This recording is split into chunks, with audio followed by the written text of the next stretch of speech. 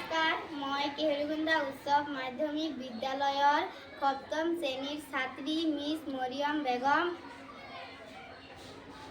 নমস্কাৰ, মোৰ নাম জিন্দু তালুকৰ, মই সপ্তম শ্ৰেণীত পঢ়ো। নমস্কাৰ, মোৰ নাম ৰেখাৰিণী খাটৰ, মই সপ্তম শ্ৰেণীত পঢ়ো। নমস্কাৰ, মোৰ নাম ভূমিহিনী বেগম, মই সপ্তম শ্ৰেণীত পঢ়ো। নমস্কাৰ, মোৰ নাম নুৰবানু, মই সপ্তম শ্ৰেণীত পঢ়ো।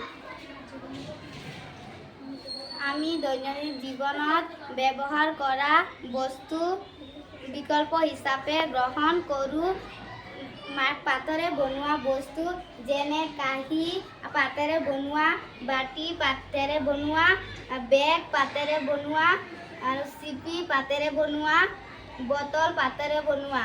এইবিলাক বস্তু আমি ব্যৱহাৰ কৰিব পাৰোঁ।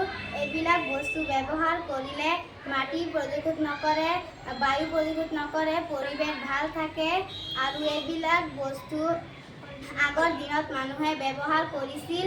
আজিকালি বস্তুবিলাক খুব কমেই ব্যৱহাৰ কৰে। আজিকালি প্লাষ্টিকৰ বস্তু বেছিভাগ ব্যৱহাৰ কৰে, কাৰণ সেইবিলাক ব্যৱহাৰ কৰিলে বেমাৰ আজাৰ হ'ব পাৰে।